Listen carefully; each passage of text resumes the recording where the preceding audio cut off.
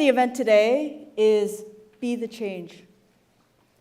I think it's fair to say that there's a little bit of conflict out in society these days. How many of you are like me and think that many, if not all of the world's biggest problems could be solved if people could just think like me?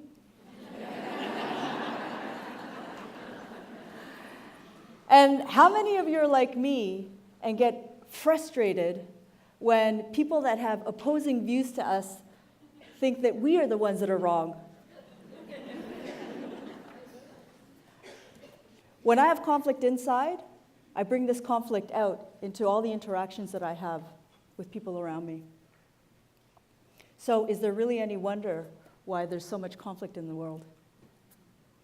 We spend so much energy trying to change people around us, and we often overlook the one person that needs to change, which is ourselves. This became particularly apparent to me this year as I dealt with a breast cancer diagnosis. When I heard the diagnosis last year, it was like a big kick in the head. It was like a big wake-up call to tell me to apply all the knowledge that I had acquired on self, life, mind, body, spirit, and actually apply it. You see, over the last 10 to 15 years, I've been in this existential crisis. I used to work in the investment industry, and when I stopped working to take care of my family, my whole sense of self essentially disintegrated. I went from feeling like on top of the world to just another mother in the park. And I couldn't understand why one moment I could be one person, and the next moment I could be another, and still be me.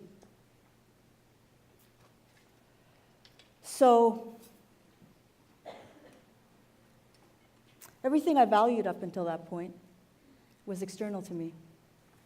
What I did, how much money I made, who I knew. And so when all of this disappeared, my sense of identity and purpose did also. So I dove into therapy, did all kinds of treatments, attended seminars, did online courses, read a whole bunch of books to try to figure out how to find peace within and to quell the storm inside. And a lot of this worked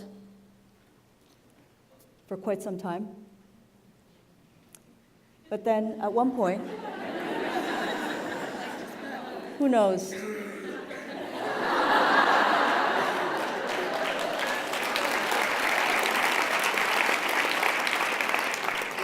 So a lot of this worked, but for some reason, I had trouble healing the deepest, darkest parts of me.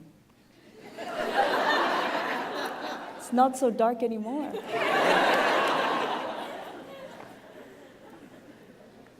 So why was this the case?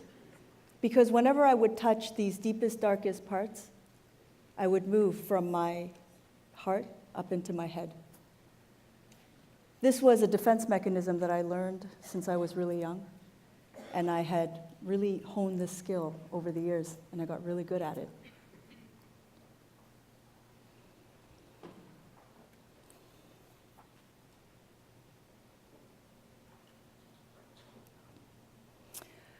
I knew what I needed to do was to relearn how to feel.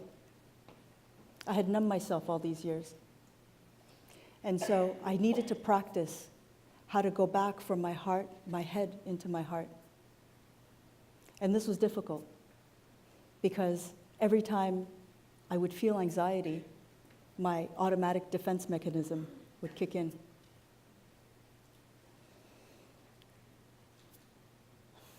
This is way easier in my bathtub.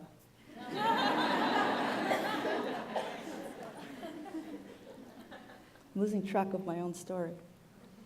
By the way, to the presenters that are out there, this is what it would be like. Okay, so coming back to my story. I was telling you that I was telling you that I was relearning how to feel, yeah. And I had numbed myself all these years. And so it was really hard to get back down. And sorry, I'm trying not to get emotional at the same time. And my parents are here.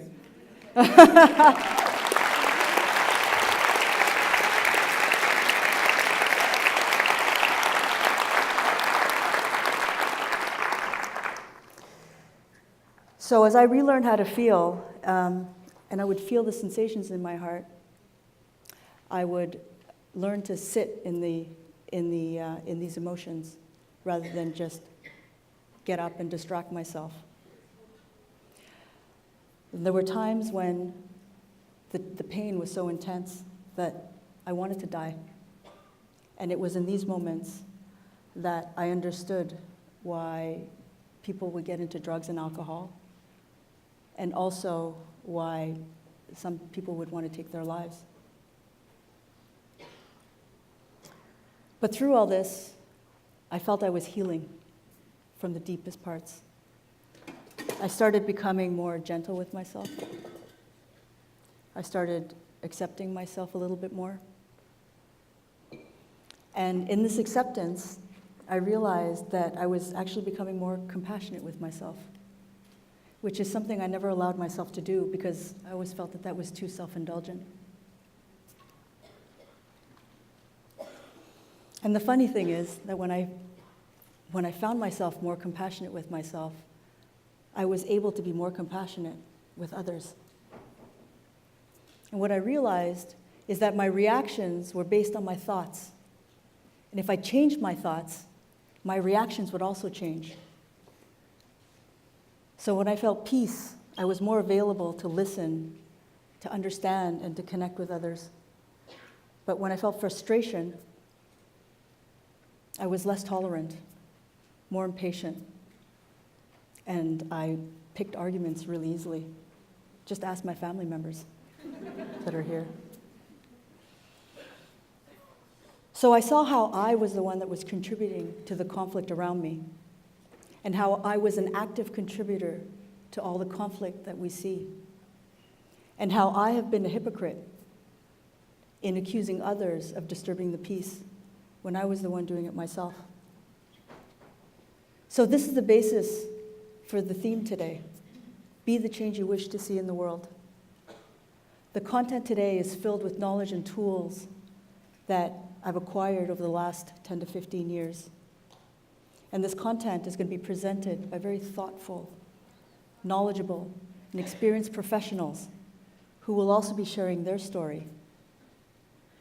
And in sharing all of our stories, we hope that you will all see that we share a common humanity. And when we see that, we'll also notice that we're not alone. And then we're more apt, perhaps, to lend a helping hand. The format this year is also a little bit different. We've made this a workshop-style experiential because all the knowledge that we hear, if we keep it in our heads, it's very limited, as I've learned personally. So if we can all be the change that we wish to see in the world and we model that for others, then maybe they will also be able to see how they can be the change that they wish to see in the world, and so on and so on. And with that, then we have more hope to have a more peaceful and harmonious society. Today, this day is about you, centered around you. There'll be many exercises, and some might feel very uncomfortable. And if you feel discomfort, that's a great thing. Part of you might say, no way, I'm not doing that. But then there might be a corresponding thought that says, why not? Because when we're in discomfort, this is when we have the opportunity to grow. Okay? So we invite you all today to join us in this adventure of self-discovery.